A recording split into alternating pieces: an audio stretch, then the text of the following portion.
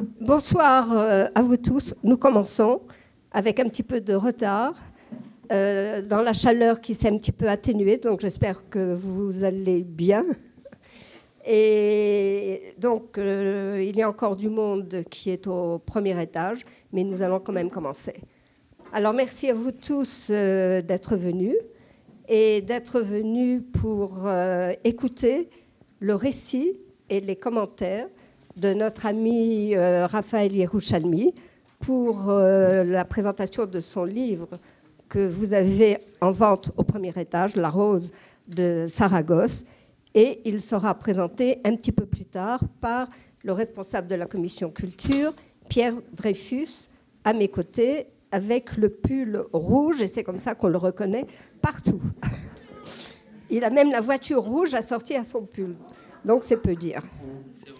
Donc merci à tous nos amis venus de loin. Merci à Maxime Ouanounou et à son épouse, mentor de la loge Ben Gourion de Paris, qui est à Tel Aviv actuellement et qui nous a fait le plaisir donc de venir assister à cette conférence.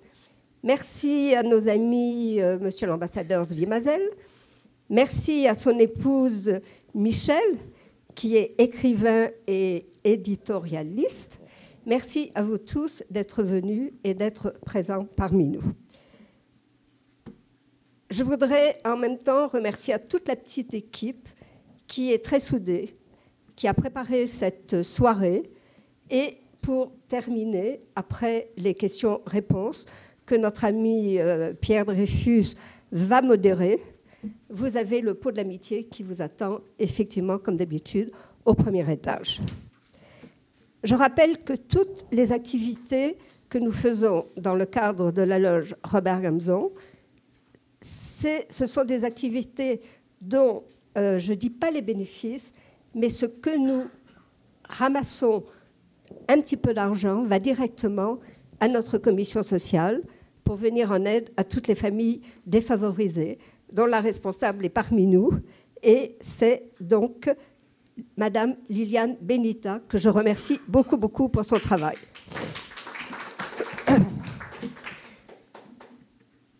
Je voudrais vous parler un tout petit peu de notre loge Robert Gamzon.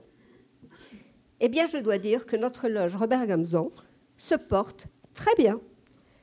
Il y a beaucoup d'activités.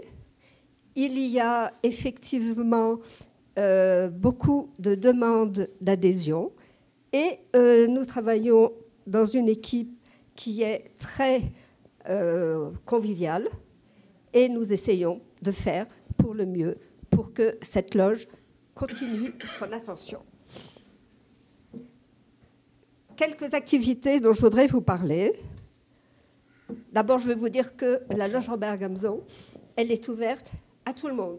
Donc, si vous désirez nous rejoindre, participer à nos activités, eh bien, la porte est grande ouverte et nous vous attendons. Alors, la prochaine activité, c'est ce que je vous disais il y a 2 minutes. C'est le mardi 20 mars, nous avons une tenue fermée qui est une tenue d'initiation.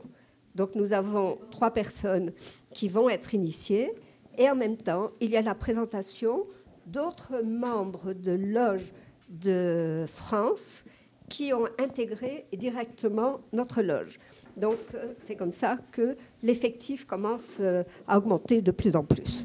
Donc ça, le mardi 20 mars, mais comme c'est une tenue fermée, c'est évident que vous n'êtes pas invités, à part les membres du Mnebrit. Ensuite, nous avons le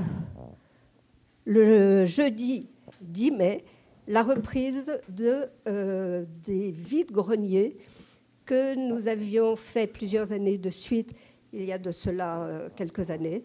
Donc nous reprenons ce vide-grenier qui a lieu le jeudi 10 mai de 10h à 18h sur l'esplanade du local. Et vous êtes priés de venir nombreux, de venir avec vos amis. Vous allez recevoir tous, si vous ne l'avez déjà pas reçu, l'invitation à déposer tous les objets dont vous désirez vider vos armoires avant Pessah. il y a l'adresse, il y a les coordonnées téléphoniques et nous vous attendons très nombreux. Donc je rappelle le vide-grenier le jeudi 10 mai de 10h à 18h sur l'esplanade. Ce n'est pas l'esplanade des Invalides, mais l'esplanade de notre local. Et c'est très convivial et très jouissif en même temps. Et ça aide nos familles en difficulté. Je continue. Le colloque annuel de la loge Robert Gamzon a lieu, comme chaque année, le 17 juin. Donc, le 17 juin, c'est de 9h à 17h. Ça se passe dans notre local ici. Donc, il y a comme d'habitude la table ronde l'après-midi. Il y a des intervenants le matin. Le thème choisi pour les 70 ans donc, de la recréation de notre État. Nous réfléchissons beaucoup. Le dernier titre que nous avons évoqué, c'était et c'est 70 sur 70. Ça veut dire avant, après. Donc, on se projette dans le futur. On se met un petit peu à la place d'un certain Herzl. Et dans le futur, ça ne sera pas un rêve et nous espérons que ça sera la réalité. Donc, nous sommes en contact, nous ébauchons le programme et nous essayons de faire venir un certain nombre d'éminentes personnalités du monde politique, démographique, sociologique, scientifique, culturel, éducation, économie. Donc, c'est un large panel. Nous allons voir exactement, nous avons des noms déjà en tête, mais c'est un travail de longue échéance qui se prépare plusieurs mois à l'avance. Donc voilà ce que je voulais vous dire. En même temps, nous approchons des fêtes de Pourim. C'est vrai que le mois de Hadar, c'est un mois de joie qui permet un petit peu d'écarter la tristesse, les problèmes que nous avons face à l'actualité qui nous entoure et que nous venons en aide donc à nos familles. Et je voudrais souhaiter vraiment Chag Purim Sameach à vous tous ici, aux familles et à Israël. Alevaï, Am Israël Chai. Je vais maintenant passer la parole à Pierre Dreyfus, responsable de la commission culture, qui va nous présenter notre ami Raphaël Yerushalmi. Merci à vous tous.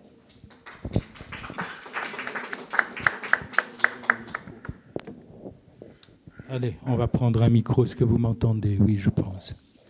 Cher Raphaël Yerushalmi, chères sœurs, chers frères, chers amis, il m'appartient en tant que nouveau responsable de la commission culture de la loge Robert Gamzon de vous dire, cher Raphaël Yerushalmi, combien nous avons plaisir à vous avoir parmi nous ce soir. Nous nous connaissons pour nous être déjà rencontrés dans d'autres cénacles et je sais d'avance que vous allez nous passionner.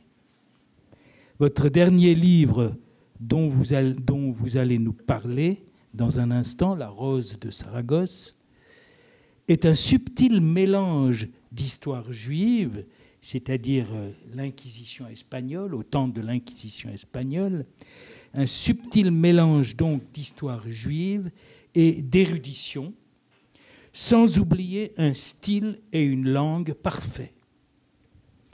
Au milieu des mesquineries de bas niveau auxquelles nous sommes confrontés, votre œuvre est, comme le personnage de Léa, un raffinement qui nous rassérène.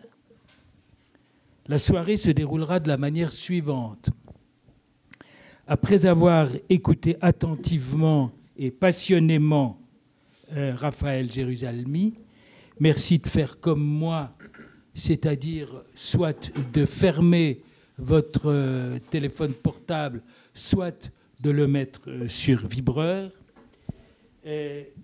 Après donc avoir écouté Raphaël Yerushalmi, il y aura un temps pour 5 questions et nous vous demandons à ce moment-là, à celles et ceux qui poseront des questions ou qui feront des commentaires, de ne pas refaire une conférence, car nous aurons écouté avec bonheur la conférence de Raphaël Jérusalemi. Puis, nous monterons à l'étage supérieur pour déguster le pot de l'amitié préparé par les sœurs de notre loge Robert Gamzon, qu'elles en soient d'ailleurs remerciées. Je trouve que j'ai assez parlé, et à vous, Raphaël Jérusalemi, de nous passionner. Merci.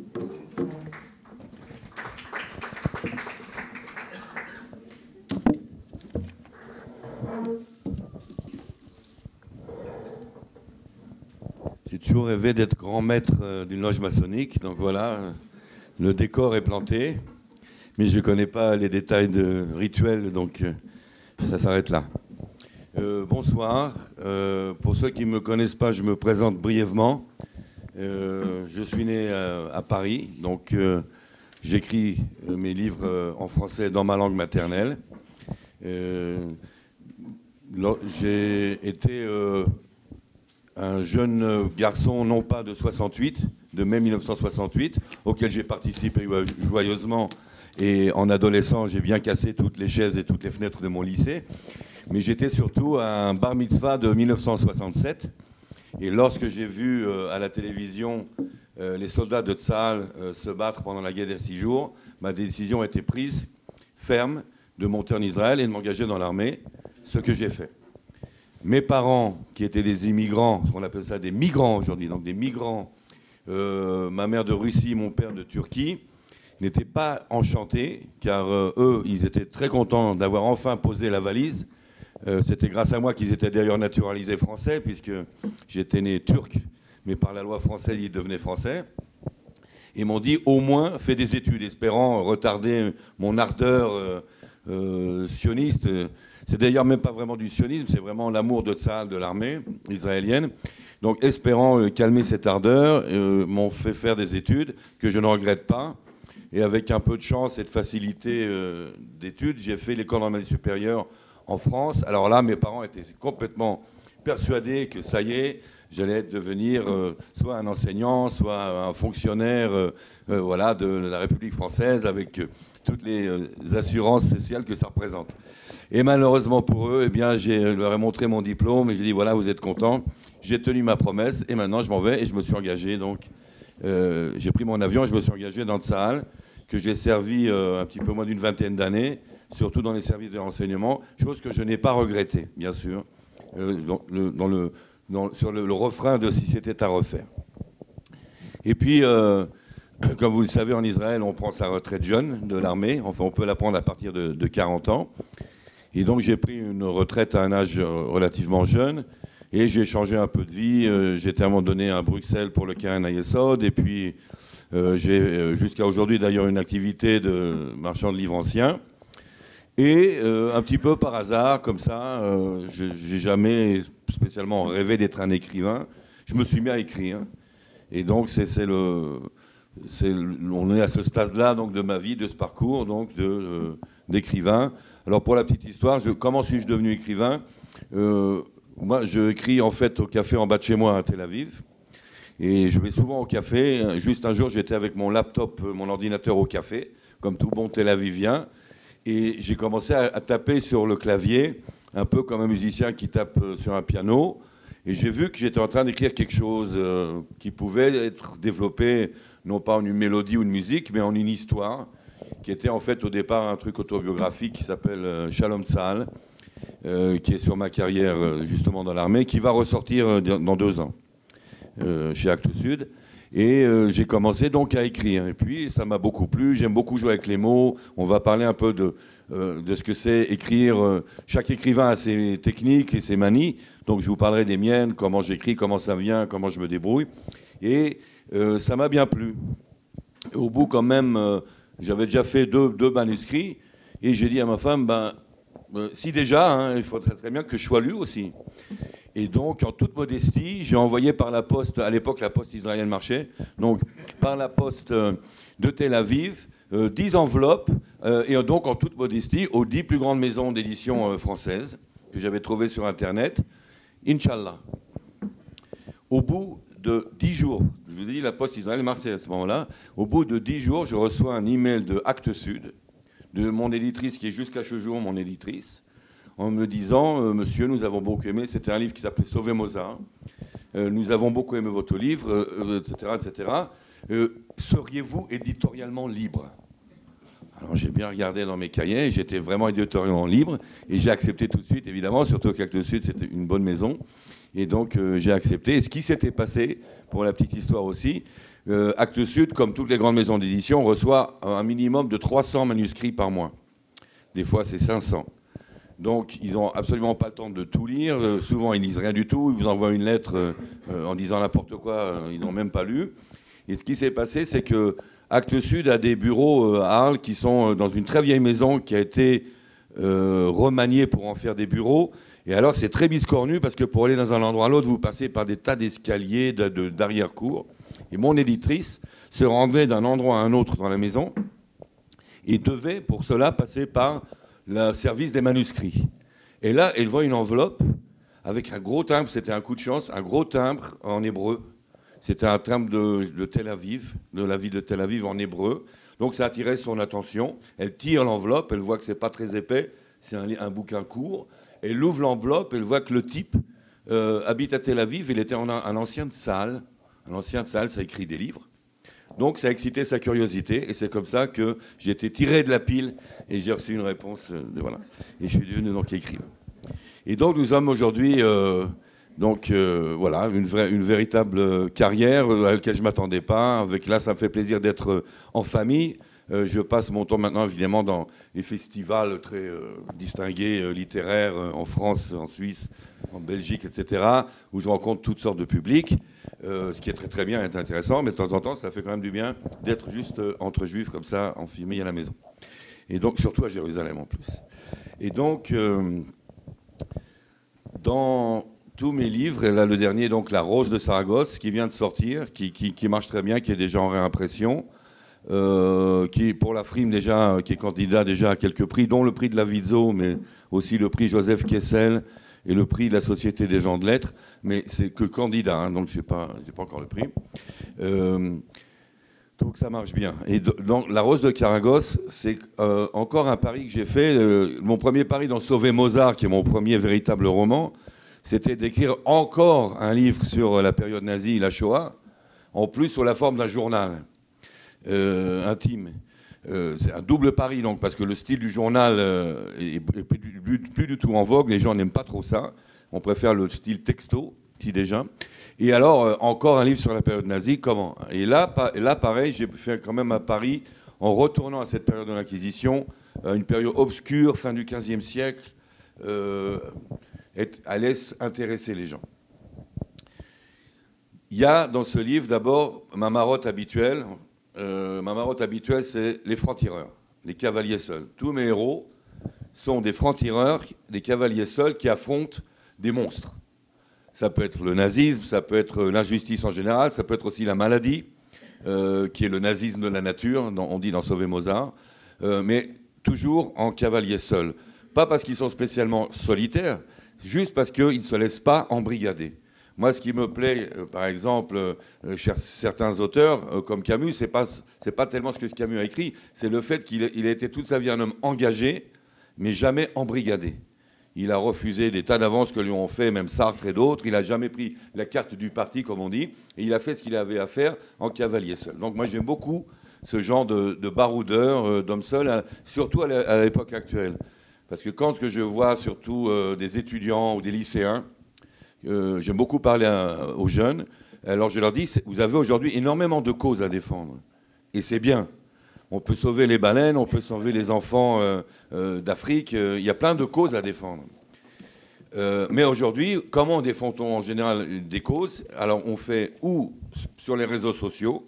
Donc clic, clic, clic. Alors quand il y a 30 000 clics, 300 000 clics, ça commence à devenir effectivement un message qui est sur les réseaux sociaux, où on va à une manifestation, et là il faut aussi au moins 3000 personnes pour que la manifestation ait l'air de quelque chose, et c'est très bien, et il faut le faire. Mais ne pas oublier aussi que soi-même, seul, on est tout à fait capable de faire quelque chose qui a un impact. Une seule personne bien décidé sur certains aspects, peut absolument agir et avoir un véritable impact sur quelque chose. Et c'est ce que j'essaie de montrer dans mes livres. Sauver Mozart, mon cavalier seul était en plus quelqu'un qui était tuberculeux, veuf, je l'avais bien massacré le pauvre.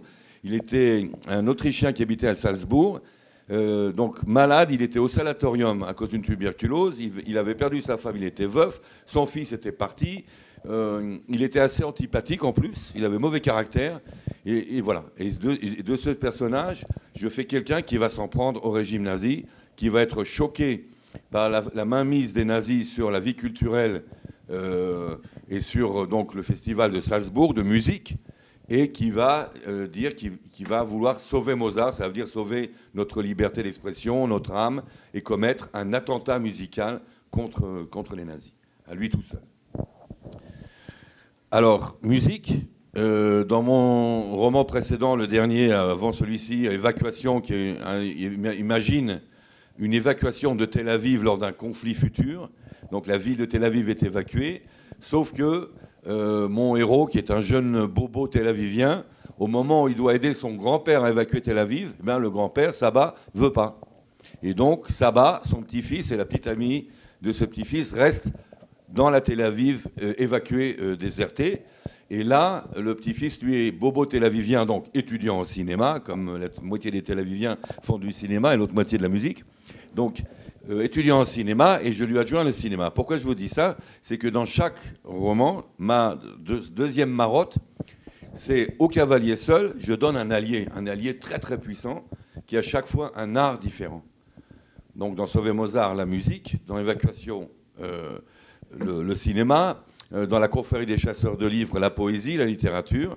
Dans ce roman-ci, dans La rose de Saragosse, à mon héros, dont nous allons parler, j'attribue un autre art qui va l'aider, qui est la gravure. C'est l'arme qui va lui permettre, à lui tout seul, d'affronter l'Inquisition, avec la gravure. Ce qui me permet aussi, on va en parler tout à l'heure, on a dit, on parle de ce que c'est l'écriture, à chaque fois, à quel point, quand j'utilise un autre art, ça m'aide à écrire d'une façon différente. En art moderne, en art contemporain aujourd'hui, on vous parle beaucoup de mixed médias, hein, les médias mélangés, plastique, papier, écran de télévision, on mélange. Alors moi aussi, je fais mixed médias, c'est je mélange à la littérature d'autres arts. Je les fais intervenir et ça me permet d'avoir un style un peu original, dirons-nous, grâce à ces arts-là. Et alors, la gravure. Là, c'est l'aubaine. Car c'est vrai que l'Inquisition, c'est une belle période à choisir avec les Juifs et les convertis. Le converso m'a toujours intrigué. C'est un personnage extrêmement intriguant, le Juif converti. L'Inquisition, c'est un beau monstre auquel s'attaquer, hein, en cavalier seul surtout. Et alors là, l'aubaine, la chance, c'est qu'au moment même où on est au fin fond de l'obscurantisme le plus noir de cette Inquisition, il y a l'essor de cet art qui s'appelle la gravure. Et là, la gravure va complètement changer à ce moment-là. Elle va nous mener vraiment à ce qui va devenir une véritable âme subversive. La gravure, jusqu'à justement cette période-là, qui est décrite dans mon livre, c'est un art populaire assez grossier. Les gravures sont faites sur bois. Pour ceux qui arrivent à voir, c'est un peu loin, bon. Mais les gravures sont des gros traits, et on travaille tout simplement sur du bois, des planches de bois qu'on grave, et paf, on tape le bois sur la presse. C'est qui donne un art en général populaire, mineur. Les grands artistes ne touchent pas à la gravure. Les grands peintres de fresques et de retables religieux ne vont certainement pas faire de la gravure. Là, c'est tellement populaire que, là, je vous aurais du mal à voir, mais on a beaucoup de gravures sur l'enfer, par exemple. Ce qui nous attend... oui, on peut le faire passer aussi. Ce qui nous attend en enfer pour impressionner le peuple. Évidemment, quand on parle... de caricatures et d'enfer et de gens méchants, il y a bien sûr les Juifs, hein, représentés ainsi au Moyen-Âge, avec leur chapeau pointu qu'ils étaient obligés de porter. Voilà, c'était ça, l'art populaire. Et tout d'un coup, vers les années 1480, tout bascule. L'art populaire de la gravure sur bois, ça va rester, il va demeurer, hein, ça va durer jusqu'aux images d'Épinal, mais peut-être même à une certaine forme de BD d'aujourd'hui. Mais un nouvel art donc apparaît, complètement différent, grâce à des inventions. Vous voyez, ça c'est l'allié, la musique, c'est l'allié du cavalier seul. C'est l'attentat musical. Alors, ça arrive, vous inquiétez pas, ça m'arrive aussi des fois. Alors, la gravure, grâce à des inventions qui n'ont rien à voir avec la gravure d'ailleurs, va complètement évoluer. Ce qui s'est passé, c'est que les joailliers et les orfèvres, surtout italiens, mais aussi allemands et espagnols, vont découvrir des nouveaux acides et de nouveaux instruments pour travailler le métal. L'argent, l'or, etc. Et eh bien, les graveurs vont utiliser tout d'un coup ces mêmes acides et ces mêmes instruments pour commencer à travailler non plus du bois, mais de l'acier ou du cuivre. Et alors là, les gravures vont devenir absolument fines. Ça va être les tailles douces, les pointes sèches, donc les gravures extrêmement fines. Rembrandt lui-même en fera quelques générations plus tard, de haute qualité. Et puis évidemment, le pionnier de la gravure moderne très très fine, c'est Dürer, Albert Dürer, qui vont donc, eux, travailler d'une façon différente. Et puisqu'ils travaillent d'une façon différente, leur vision des choses va être complètement différente.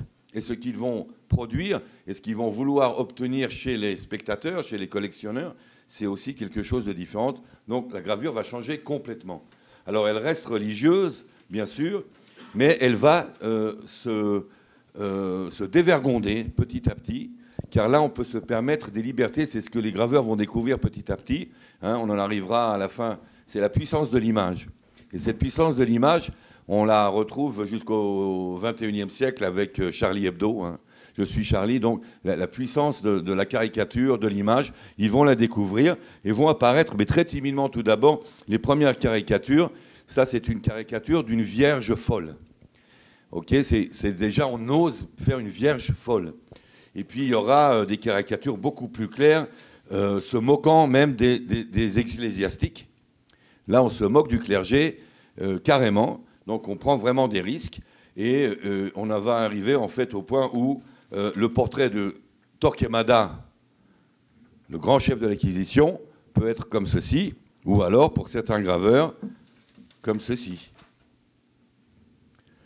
Voilà.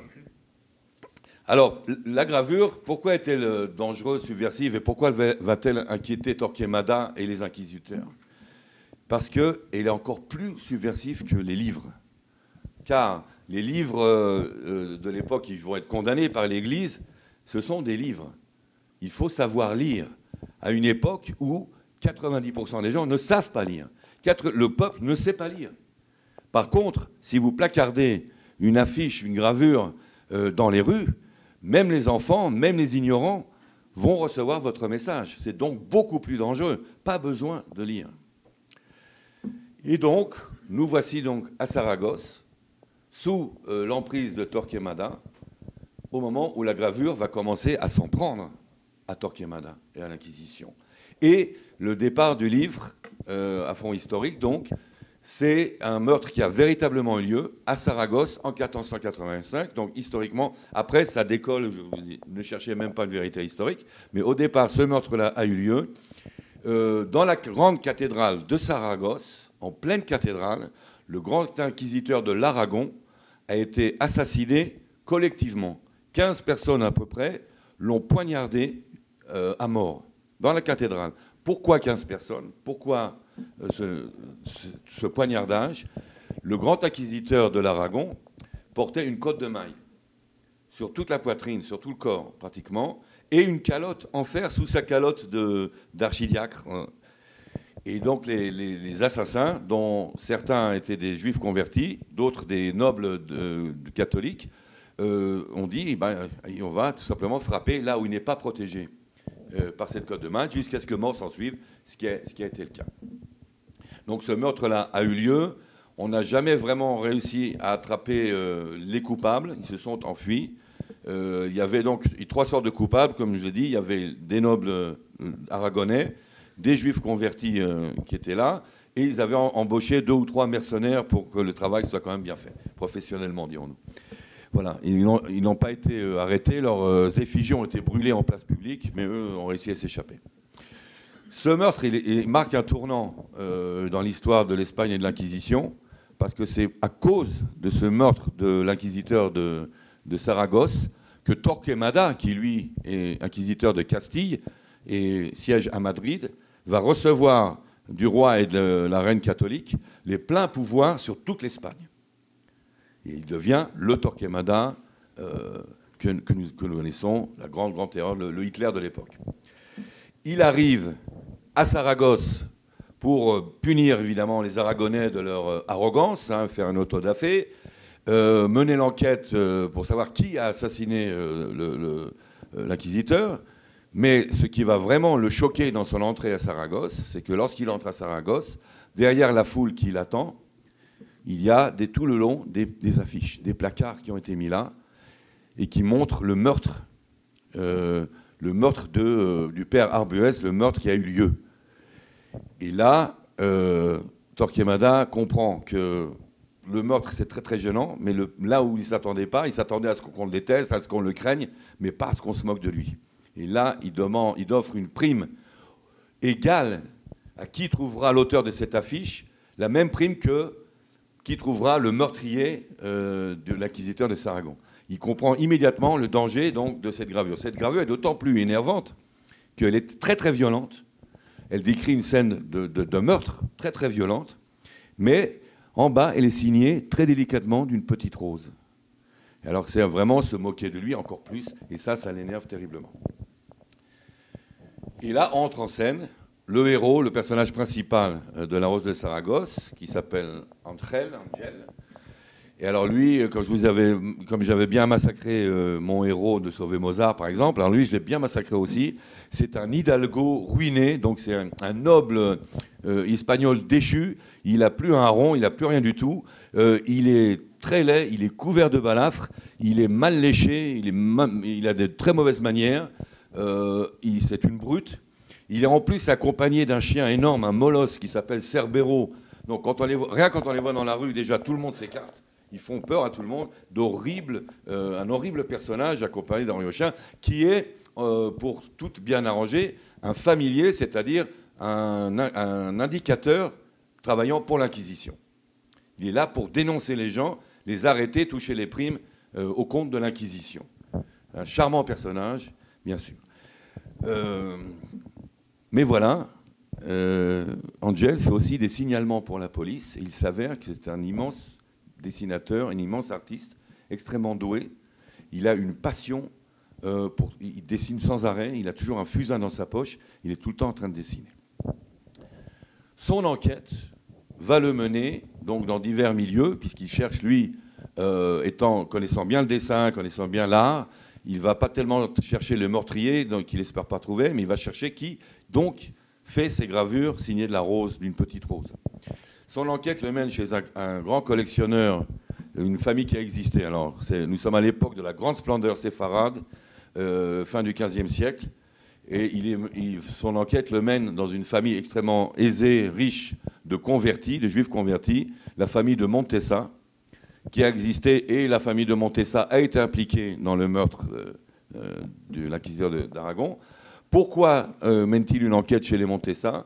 Parce que le très riche négociant menacé de Montesa est un grand collectionneur d'art, et parmi ses collections d'art et de livres anciens et de manuscrits, il a aussi des estampes et des gravures.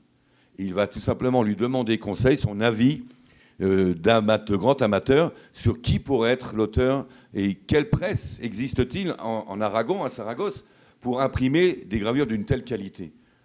Qui pourrait avoir. Donc c'est son enquête qui le mène là. Il débarque avec ses balafres, ses habits sales, etc., dans ce splendide palais d'un juif converti, où il est reçu à dîner. Il mène son enquête, car les juifs lui jouent la comédie, sachant très bien que c'est un indicateur de l'Inquisition. Ils font quand même gaffe, dirons-nous. Et là, il va rencontrer un autre héros, un personnage important du livre, Léa de Montessa. Vous pouvez vous imaginer, la fille de Ménécée de Montessa, splendide, très belle, intelligente, mais très espiègle en même temps, et qui, elle, ne joue pas la comédie comme les aînés, le provoque et l'affronte.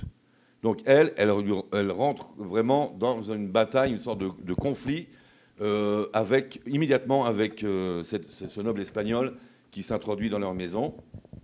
Et de ces deux-là va sortir une sorte d'histoire d'amour qui n'en est pas une, car en fait, ils se méfient l'un de l'autre, ils se détestent parfois, mais ils sont quand même intrigués l'un par l'autre. Bien sûr, Angel, voyant une si belle femme de bonne famille, cultivée en plus, ce qui n'était pas le cas de toutes les femmes à l'époque. La femme du juif converti échappait d'une certaine manière à la condition de la femme. Et Léa de Montessa est une sorte de féministe avant l'heure. Donc il va être complètement impressionné par cette femme, mais elle aussi, elle va être extrêmement intriguée par ce gars-là, surtout quand elle va découvrir que derrière ces apparences monstrueuses, c'est un immense artiste, un type très très raffiné dans son dessin, qui est caché là derrière ce personnage. Alors vous avez là deux mondes complètement différents en apparence, qui vont tout de même se rejoindre. Car dans les deux cas, ce qu'ils partagent, c'est la même marginalité. Autant lui que les convertis sont des parias. Ils sont en fait en marge de la société. Lui, il vit en marge par le bas peut-être, mais il vit en marge de la société en tant que noble déchu. Et eux, en tant que juifs convertis, sont en marge de leur société et même en marge de leur communauté, puisqu'ils se sont convertis. Donc ils ont la même marginalité et ils ont le même refuge, menacé de Montessa en tant que collectionneur, mais Angel, le noble espagnol, en tant qu'artiste, la même évasion vers le beau, vers l'art. Lorsque moi je visite par exemple le musée Nissim de Camondo à Paris, ou lorsqu'on voit les collections de Rothschild, alors c'est vrai que les juifs ont été beaucoup des collectionneurs ou des esthètes, mais il y a certainement toujours une évasion ou une protection. Il y a quelque chose qui a dû rassurer les juifs dans le fait de posséder des œuvres d'art, d'avoir des possessions en général, mais surtout des œuvres d'art, des choses précieuses. Je pense que c'est quelque chose qui les a rassurés face au monde extérieur, face à l'adversion. C'est une sorte de rempart qui se sont créés face à la réalité, ces collections. Donc deux intrigues vont se développer, et là c'est quand on va commencer évidemment à s'amuser. C'est la première. Vous avez quand même deux suspens pour le prix d'un dans La Rose de Saragosse. Le premier suspense, c'est qui est la Rose de Saragosse, qui ose affronter Torquemada. Et en fait, les successions des événements, si vous voulez, les chapitres du livre, c'est à chaque fois une gravure.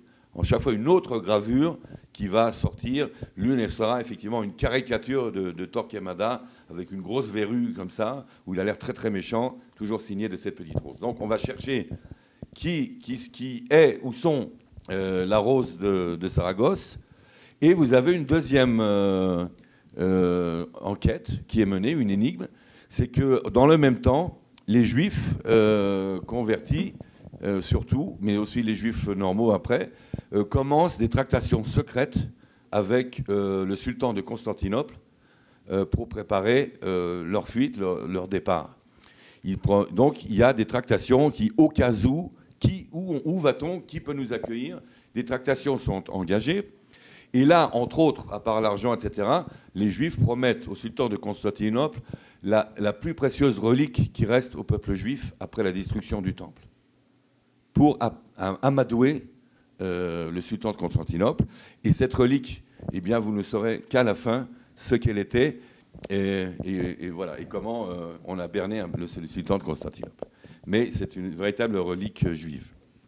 Donc deux intrigues, mais qui vont se recouper, car ce qui va se passer, c'est que petit à petit, effectivement, donc, ces deux mondes, le monde des Montessa et le monde de ce noble déchu, vont se croiser dans leur marginalité et dans leur résistance à Torquemada, à l'Inquisition, et vont commencer à se défendre chacun à sa manière. Alors, nous sommes dans la gravure. On va passer maintenant, après vous poser des questions, donc on va passer à l'écriture du livre. Ça, c'était en gros l'histoire. Qu'est-ce que m'apporte la gravure? Alors, la musique, par exemple, parce que lorsque j'utilise un autre art, je vous l'ai dit tout à l'heure, ça me donne un merveilleux outil littéraire. Il n'y a rien de plus extraordinaire quand on fait la littérature que de passer par la musique. Et donc, quand je décris dans Sauver Mozart un air de musique ou quelqu'un qui est au concert, ce qu'il ressent en écoutant le concert, ça me donne sur le plan littéraire des super textes, hein, ça sort très bien. Et là, en gravure, c'est pareil, car ce livre, à un moment donné, Actes Sud a même pensé mettre un illustrateur ou un grand artiste de la bande dessinée pour illustrer La Rose de Saragosse. Alors j'ai dit, niet, non. J'ai dit peut-être après, si c'est du succès, on fait une BD, si vous voulez, mais là, non, car justement, le principe, c'est le contraire. C'est un livre sur la puissance de l'image où il n'y a pas une seule image. Parce que tout est en parole. En fait, c'est un livre qui n'est fait que de mots, mais à travers lesquels on voit des images, mais on ne les montre pas. Un livre illustré sans images. C'est le principe du truc, c'est un jeu. Mais alors, ça se trouve à l'écriture. Par exemple, je vous ai parlé de suspense. Et d'intrigue. Donc, dans les suspens, vous avez des rebondissements ou des fausses pistes. Et bien là, dans La Rose de Saragosse, c'est très, très visuel. C'est-à-dire, ce sont des effets d'optique. Vous ne pouvez pas vous fier à ce que vous voyez ou à ce que vous lisez dans La Rose de Saragosse. À chaque fois, plus ou moins, vous allez vous faire avoir. Parce que c'est pas du tout, les choses ne sont pas telles que vous les voyez. Et un graveur ou un artiste, lui, ne représente pas spécialement le réel. Il est en train de vous représenter quel est le sens de ce que vous voyez. Et ce n'est pas toujours ce que vous avez en face de vous, ce qu'on appelle l'art figuratif. C'est une chose, c'est représenté, mais vous avez aussi interprété, etc. Donc il y a ce jeu-là. Il y a le jeu de miroir, qui est quoi, rien n'est clair. Un converso. Il y a aussi là, c'est génial pour faire un jeu de miroir. Parce que le converso, sur quel pied danse-t-on ? Est-il encore juif ? Est-il déjà plus juif ? Vous avez tous les cas de figure. Vous avez le converti qui devient plus royaliste que le roi, ultra-catholique. Et puis vous avez le converti, évidemment, qui joue la comédie et qui s'est converti pour le business et pour sauver sa peau et qui prie en secret, etc. Donc là, vous avez aussi un jeu. Alors, Ménacé de Montessa et Saphila de Montessa, qui sont si modernes d'une certaine manière, si esthètes, à la page. Qui sont-ils ? Sont-ils encore juifs ? Quelle sorte de juifs sont-ils ? Jeu de miroir. Il y a des jeux de cartes qui sont menés entre Angel, donc l'indicateur de l'Inquisition, et un jeune juif de la famille Queno, qui a aussi existé et qui était aussi impliqué dans ce meurtre. Ces jeux de cartes, la baraja, c'est un jeu de cartes espagnol, où évidemment on triche. Et donc, vous devez être extrêmement vigilant tout le long du livre. Heureusement qu'il est court pour vous, ça vous fatiguera moins. Il faut être toujours vigilant, car évidemment, il y a des tas de faux indices, de choses qui ne sont pas ce qu'elles ont l'air d'être et qui sont décrites justement grâce à l'art de la gravure et au visuel. Alors, on dit qu'une image vaut 1000 mots. D'accord. Et moi, j'ai découvert qu'une image décrite et pas montrée vaut 1000 images. En décrivant une image, en vous la faisant voir à travers des mots, je lui donne encore plus de force que si vous la voyez vraiment. Et ça va être dans les gravures qui sont aussi les personnages un peu du livre. Vous allez voir des gravures que je vais vous décrire, et vous allez suivre cette gravure, sauf que c'est qu'à la fin de la description, que quelque part dans un coin ou ailleurs, il y a quelque chose de subversif, de contestataire que vous n'auriez pas vu sinon.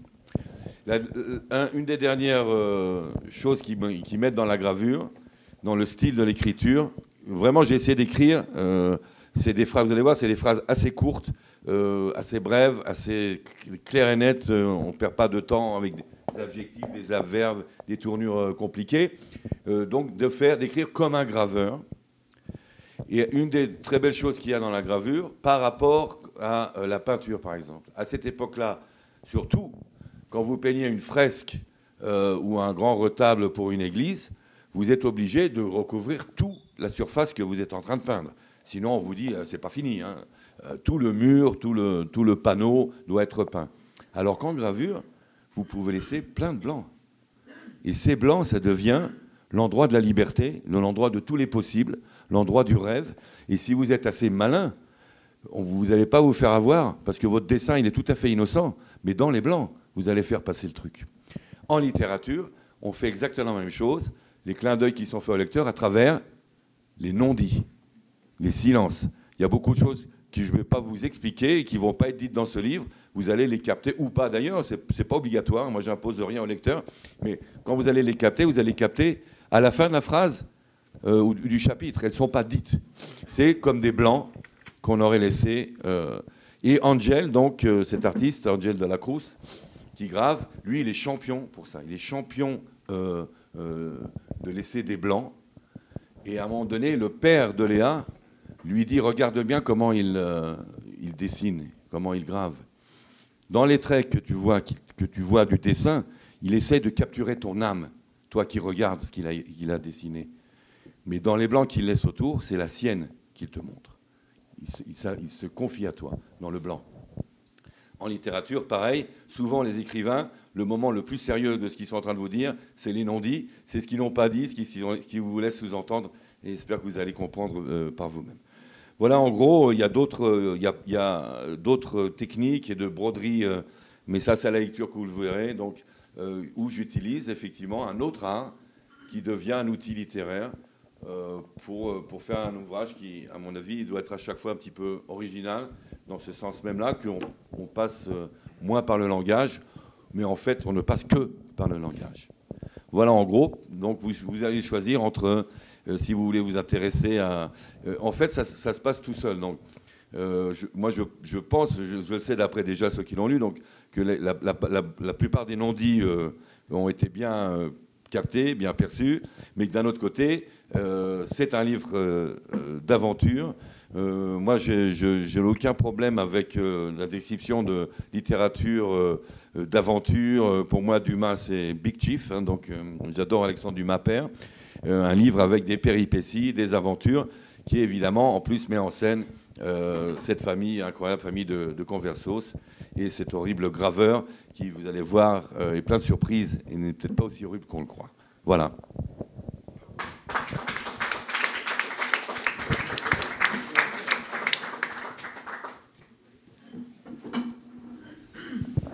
David. Bonjour. Dans ce livre, j'imagine que dans tous vos autres livres, vous meublez donc avec des éléments authentiques qui donnent une couleur locale réelle. Comment ça se passe? Vous faites des enquêtes? Combien de temps vous prennent ces enquêtes? Comment vous faites pour faire ces enquêtes? Alors ça, c'est très intéressant parce qu'il y a un livre à fond historique.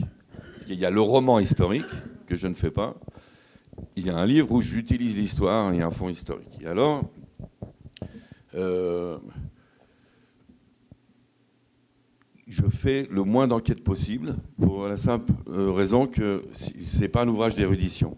Il faut, à un moment donné, laisser l'intuition. Aujourd'hui, en plus, vous avez une école d'histoire, d'historiens, j'ai oublié le nom du chef de file, mais qui replace l'intuition comme un des ingrédients indispensables de l'histoire, de l'étude de l'histoire. C'est-à-dire que l'historien doit utiliser son intuition par-delà les faits, les dates et tout ce qui est solide. C'est très bien d'avoir un feeling de ce qui s'est passé. Et alors, y a-t-il une vérité historique, d'abord? Donc pas trop étudier juste assez pour être correct et puis que ça soit bien l'époque, mais pas trop non plus pour pas que ça devienne effectivement une érudition. Il n'y a pas de vérité historique parce que si vous étudiez la Révolution française telle qu'analysée par Bénichou, qui est historien marxiste, et vous étudiez la Révolution française dans les livres de Pierre Gaxot, qui est l'Alliance française à droite, l'Action française, vous n'avez pas la même Révolution française, voilà, tout simplement. Vous créerez, sur la base des mêmes documents, des mêmes faits historiques, vous avez deux versions complètement différentes de la Révolution. Et alors, pour vous donner la vraie réponse, j'ai écrit un livre qui s'appelle « La confrérie des chasseurs de livres », où j'imagine la fin de la vie de François Villon. François Villon, qui a été condamné à mort par Louis XI, est gracié à la dernière minute et il est banni de Paris. Moi, j'imagine qu'il a passé un deal avec Louis XI et puis, moi, en plus, je sais ce qui lui est arrivé dans la deuxième moitié de sa vie. Alors, il y a un auteur célèbre en France, Jean Telet, qui a écrit des livres historiques. Lui a écrit un François Villon, ça s'appelle « Je, Villon », où il s'arrête religieusement au jour où François Villon est banni de Paris et où il analyse la vie de François Villon. Et moi, je décolle de là, hop. Et mon François Villon, partant banni de Paris, part en mission secrète pour Louis XI et les Médicis, et il arrive à Jérusalem. Je lui fais ce joli cadeau. Voilà, il arrive à Jérusalem, où il découvre la Jérusalem d'en bas, qui est la grand-mère du Mossad, et qui est en fait une bibliothèque secrète qui fait la guerre à la bibliothèque du Vatican et des Médicis, et qui a, tenez-vous bien, et je vous assure, j'ai eu des très bons articles dans La Croix, mais qui possède les derniers dires de Jésus-Christ. Car Jésus, avant d'être crucifié, s'est réfugié chez le prêtre, le grand prêtre à Kohen Gadol, Hanan, et il a quand même passé plusieurs heures avec lui. On s'imagine qu'il lui a dit quelque chose. Eh bien, Hanan, en plus, étant un grand prêtre et un juif, il a écrit quelque part ce que Jésus a dit. Et je cite, donc si vous voulez savoir ce que Jésus-Christ a dit avant de monter sur la croix, imaginez que quand je raconte ça en France, ce que Jésus a dit avant de monter sur la croix, vous devez lire mon livre. Chutzpah, chutzpah, chutzpah. Bon, le livre sort, très bien, bon article dans la croix, bon article partout, et je reçois 2 lettres d'historiens. Cher monsieur, première lettre, j'ai lu votre livre, très très bien, beaucoup, et il me dit rien de Jésus-Christ, les Médicis, Louis XI, n'importe quoi, c'est n'importe quoi.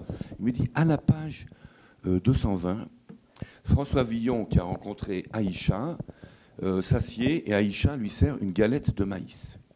Cher monsieur, en 1464, il n'y avait pas de maïs. On n'avait pas encore découvert l'Amérique. Deuxième lettre d'historien, je me dis, tiens, celui-là, il va quand même me tomber dessus avec la Jérusalem d'en bas et les derniers dires de Jésus et je ne sais pas quoi. Cher monsieur, à la page, je ne sais plus quoi, François Villon et son ami Colin de Cailleux, le coquillard, partagent une dinde. Cher monsieur, pareil, il n'y avait pas de dinde. Donc, dans les versions suivantes, c'est devenu du coquelet. Voilà. Et là, ils avaient absolument raison, c'est-à-dire liberté totale de l'imagination d'agir, mais pas de faute de goût. Plonger le lecteur vraiment dans l'ambiance, et là, il acceptera tout. Il marchera avec vous jusqu'au bout, mais pas s'il y a une faute de goût, pas si au beau milieu, il y a un téléphone portable au Moyen-Âge. Là, ça ne va pas marcher. Voilà, et donc, c'est évident. Alors, par exemple, dans Les obus joués à pigeon-vol, qui est l'histoire d'Apollinaire dans les tranchées, avant sa blessure, j'ai un peu étudié, évidemment, la guerre de 14, et puis les termes des poilus, etc. Bon, on ne va pas la faire long non plus, parce qu'il y a des livres sur la guerre de 14, pardon, il y en a des kilos. Donc, mais avoir l'ambiance exacte. Et donc, là, les lecteurs me l'ont dit, et quand on commence le livre Les obus joués à pigeon-vol, le lecteur saute à pieds joints dans la tranchée. Il est dans la tranchée avec les poilus. Et ça ne peut marcher que s'il n'y a aucune faute de goût dans l'atmosphère. Après, on peut imaginer tout ce qu'on veut, renverser l'Empire austro-hongrois si on veut, mais peu importe.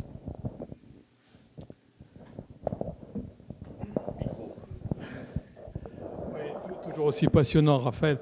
Mais ton histoire, je ne sais pas si tu t'es inspiré d'une autre histoire vraie, celle-là, que peut-être certains d'entre vous ont lue.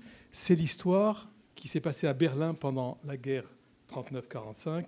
Et le livre s'appelle « Seul à Berlin, les Wade de Berlin ».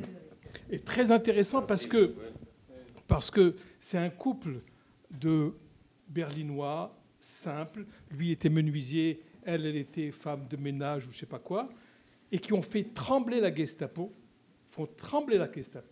parce qu'au tout début de la guerre, ils ont perdu leur seul enfant à la guerre, et donc ils ont commencé à résister contre la Gestapo. En faisant quoi ? En écrivant des cartes postales et en les déposant dans les bureaux de la Gestapo. Et ça a fait trembler la Gestapo. Et ce que je voulais dire, pourquoi ça m'a rappelé, c'est très intéressant, c'est que finalement, ces mastodontes dont il vient de parler, que ce soit les nazis ou que ce soit d'autres, tremblent, ils sont très vulnérables quand il y a une petite résistance comme ça. Et ça vous dit quoi ? Ça veut dire que si on avait vraiment résisté contre les nazis à l'époque, si on n'avait pas dit « oui, ça va passer », « oui, on laisse faire », etc., peut-être que l'histoire aurait été écrite différemment. Alors, je ne sais pas si tu t'es inspiré de cette histoire, mais en tout cas, c'est très vrai ce que tu as dit. Merci. Un bon exemple en tous les cas. Je voulais juste, Ariel Garcia, donc du point de vue nom, on est d'Espagne. On a toujours, mon père était le dernier hispanique, il parlait le castillan et tout ça. Donc tous ces sujets-là me parlent beaucoup. Sujet d'Inquisition. Quand j'étais à Casablanca le jour de Tisha B'Av, j'étais assis après les keynotes. Les gens qui étaient là, qui étaient originaires de Tanger, disaient des keynotes, n'est-ce pas, en espagnol. Ils rappelaient tout ce qui s'était passé en Espagne. Et je pense aujourd'hui, avec le djihadisme et la violence islamique, il y a des gens qui reviennent sur aussi, pas pour pardonner cela, mais si on a envie qu'il y ait une vérité qui soit là et de lutter contre la violence, aujourd'hui, il y a encore d'autres personnes qui font remonter cette période de l'Inquisition. Je ne sais pas si je me suis... Ouais. Donc le livre que vous avez fait arrive à une bonne époque. C'est-à-dire que c'est quelque chose qui intéresse des gens parce qu'il y a une violence, n'est-ce pas, là-dedans, et qu'il faut lutter contre toutes les violences. C'est ça ce que je... Oui, c'est un des aspects du livre, c'est sûr. Il y a, dans ce livre-là, comme je vous dis, d'abord, il y a l'histoire, qui est juste pour le plaisir, parce que quand on lit des bouquins, c'est d'abord pour se faire plaisir, pour passer un bon moment. Et il y a bien sûr des tas de... C'est ça l'avantage des livres à fond historique, c'est tous les clins d'œil que vous faites au présent, bien sûr. C'est toujours... en parlant d'actes solitaires, aussi un autre exemple, puisqu'on parle de Daesh et de la montée des intégrismes islamistes. Je travaille là sur un texte pour une grande exposition qui va s'appeler Les Livres Sauvés, qui aura lieu en France en 2019. Dans cette exposition, par exemple, on va parler du prêtre qui, à Mossoul, a réussi à sauver des milliers de manuscrits des mains de Daesh. Daesh allait mettre le feu. Voilà, donc un acte en solitaire, lui tout seul, il a réussi, alors que Palmyre et des grands sites archéologiques, des grands musées ont été détruits, lui, ce simple prêtre, a réussi à sauver une bibliothèque entière de rares manuscrits. Et voilà ce que j'appelle effectivement un acte solitaire face... Voilà. Et le reste, eh bien, la bête noire qui remonte, ça on a l'habitude. Les Polonais nous sont en train de nous en parler aujourd'hui, donc c'est pas une grande surprise.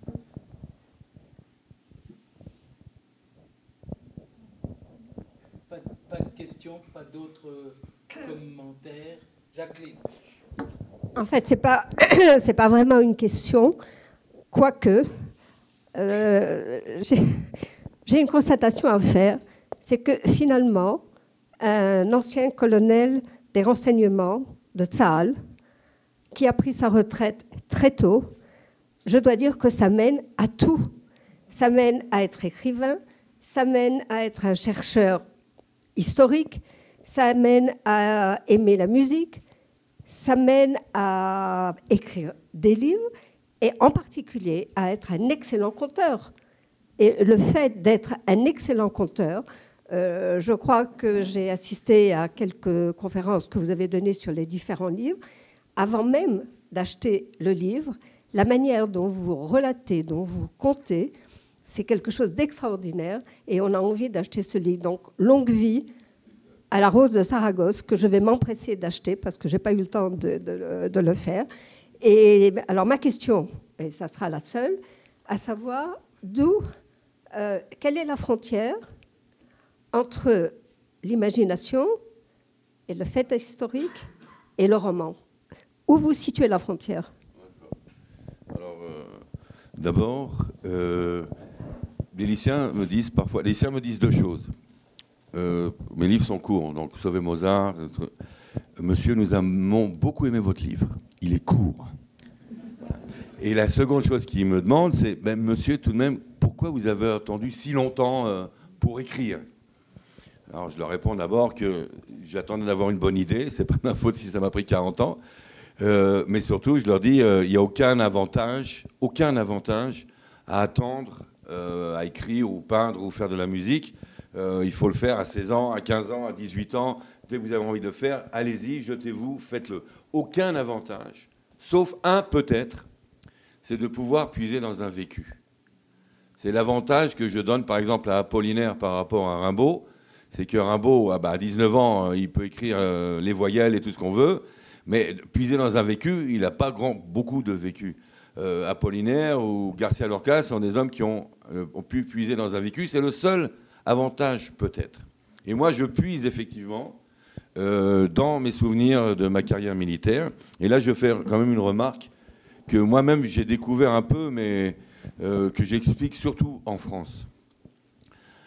Lorsque j'ai écrit Les obus joués à pigeon vol, donc Apollinaire dans la tranchée, en 1914, la place de l'armée dans la société française est exactement la même que celle de Tsahal en Israël aujourd'hui. Il n'y avait aucune contradiction. D'abord, non, en commençant par le commencement, tout le monde, en 14, tout le monde a été engagé de force. Il y a eu des volontaires, mais enfin, tout le monde a été conscrit, donc tout le monde était dans l'armée. il y avait le service militaire de toute façon, mais je veux dire, donc, dans la France de la Première Guerre mondiale, chaque famille française a au moins un soldat dans la famille, exactement comme en Israël. Pendant la Première Guerre mondiale, comme en Israël, il n'y a pas de distance entre le front et l'arrière. On ne fait pas de distinction parce qu'on souffre et on a faim autant à Paris, derrière, que dans la tranchée. Et les soldats se font du souci pour leurs femmes et leurs enfants à l'arrière, de même qu'à l'arrière, on se fait du souci pour le poilu au front. Et la dernière chose, c'est qu'il n'y a aucune contradiction dans cette France de l'époque entre être un artiste, un poète comme Apollinaire, un artiste comme Braque, un poète même de gauche comme Aragon, et d'être soldat. Ils l'ont tous été. Apollinaire, lui, s'est engagé volontairement, ce qui a pu choquer certains de ses copains surréalistes qui trouvaient qu'il ne fallait pas s'engager, mais dans l'ensemble, c'est le contraire. Tous les artistes se sont engagés. Braque a été très pané, il a perdu la vue pendant un certain moment donné, pendant la guerre de 14. Des musiciens, n'oublions pas Charles Péguy, qui est mort à la guerre de 14, Alain Fournier. Donc, aucune contradiction, et j'explique ça au public français, c'est exactement la même chose en Israël. En Israël, personne ne va s'étonner de voir un grand musicien sur un tank. Pourquoi? C'est comme ça, c'est imbriqué comme c'était dans cette société-là. David Grossman, qui est un écrivain absolument à gauche, anti-guerre, anti-système et tout ça, il a perdu un enfant à la guerre et il a fait son service militaire. Et tous les écrivains israéliens. Il n'y a aucune différence, donc il n'y a aucune contradiction. Et je vais vous terminer ça sur une petite anecdote, sur d'où je tire certains épisodes de mes livres. Et je vais prendre... je ne veux pas vous dévoiler encore ceux qui sont dans la Rose de Saragosse, mais moi, je téléporte des trucs que j'ai vécus dans l'armée dans mes livres. Et donc, je vous ai parlé de Sauver Mozart, qui relate un attentat musical. Okay, donc, où mon héros va déjouer la grande histoire avec un air de musique. Donc, histoire vraie, vers la fin de ma carrière, mon job était officier de liaison. C'était un très, très beau job, ça.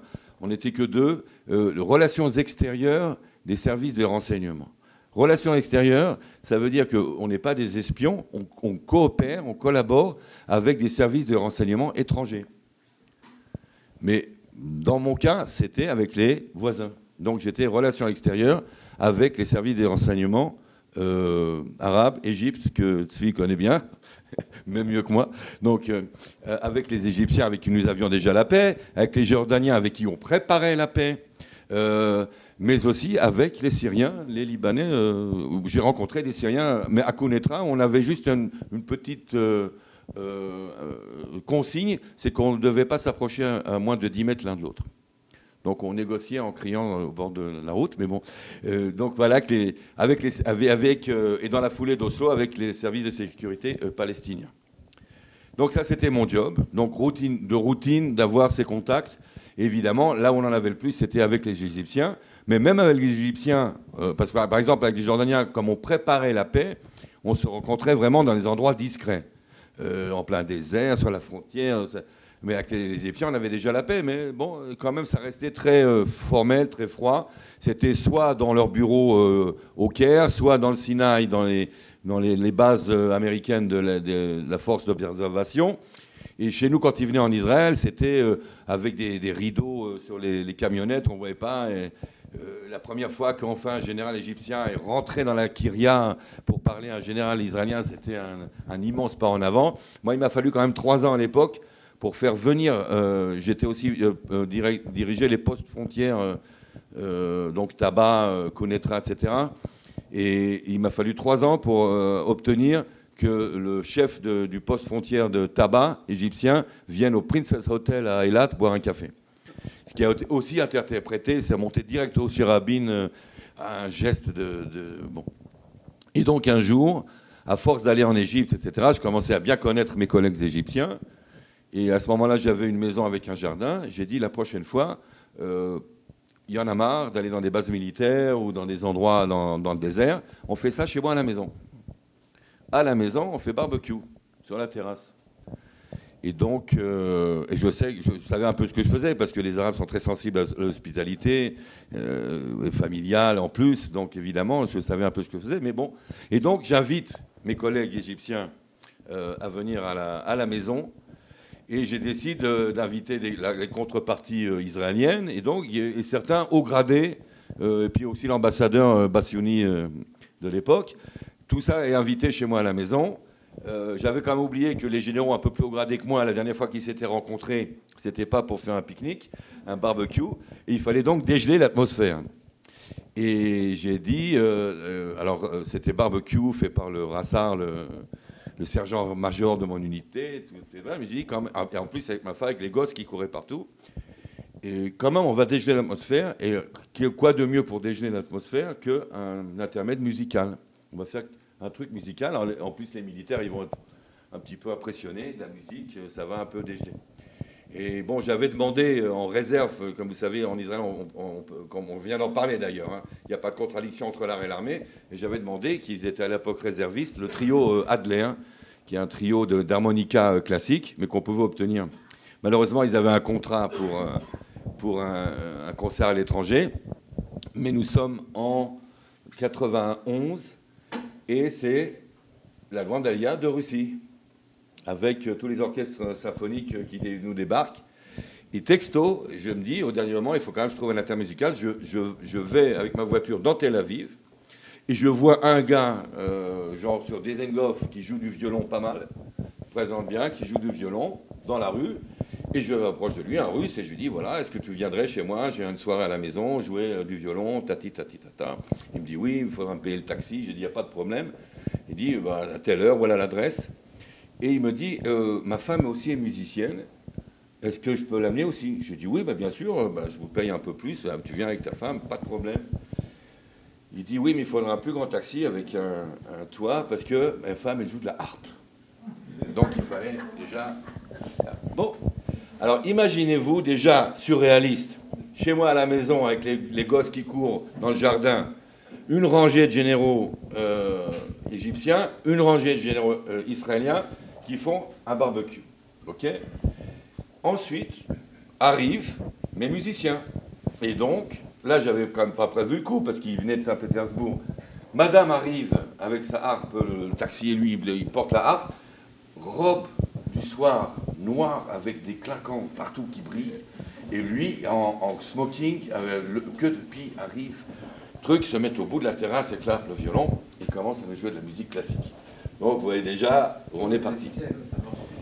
Alors, où est l'attentat musical? Alors, déjà, évidemment, la glace fond. N'oublions pas aussi que les militaires, avec tout le respect pour les diplomates, la glace fond très vite avec les militaires, parce que c'est des militaires, donc à un moment donné, allez, bon. Et tout se passe bien. Fin du repas, un autre Bassiouni, pas l'ambassadeur, un général Bassiouni, se lève et se plante au bout de la table. On pense qu'évidemment qu'il va nous remercier, merci pour cette jolie soirée. Et puis il dit rien, et il va vers le violoniste russe et lui demande s'il peut lui emprunter son violon. Et il revient, et il se plante devant la table, et il nous joue le violon sur le toit, et 2 airs yiddish. Voilà quelque chose pris de la carrière militaire, téléporté dans un roman, Sauver Mozart, mais qui a vraiment eu lieu. Voilà.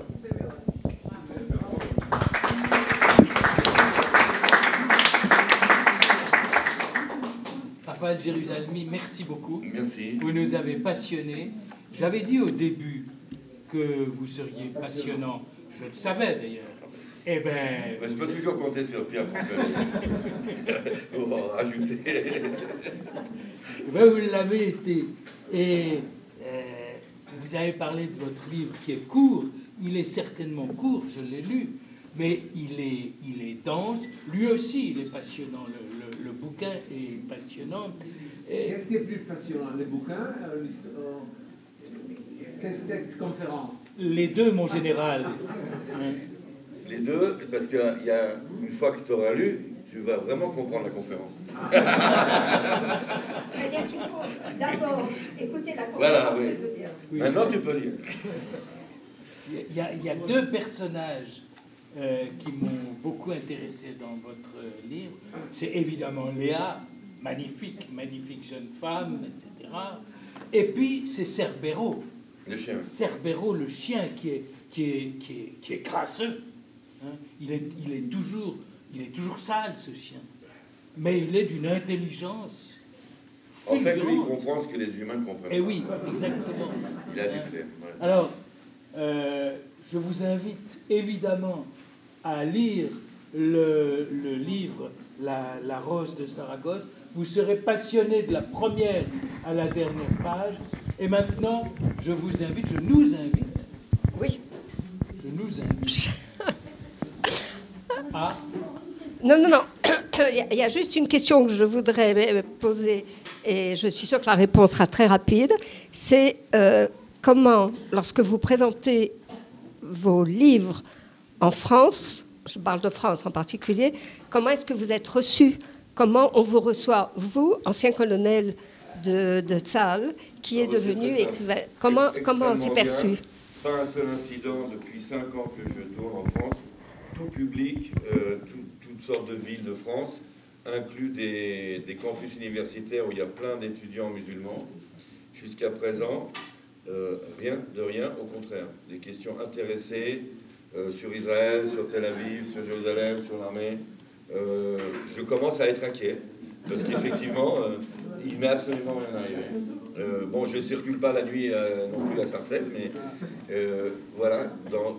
Vraiment, en insistant sur le fait d'état de milieu, d'état de classe sociale, et inclus donc des jeunes étudiants, lycéens arabes. Je voulais nous inviter à monter pour le... Je voulais nous inviter... Non, c'est notre nom. C'est le nom de... Oui. C'est le nom de famille depuis des générations. Je ne sais pas depuis quand, mais depuis très longtemps. On vient d'Espagne. Voilà. Je signe les livres là-haut. Il n'y en a pas beaucoup parce que malheureusement, ils m'ont demandé. Ah, c'est gentil.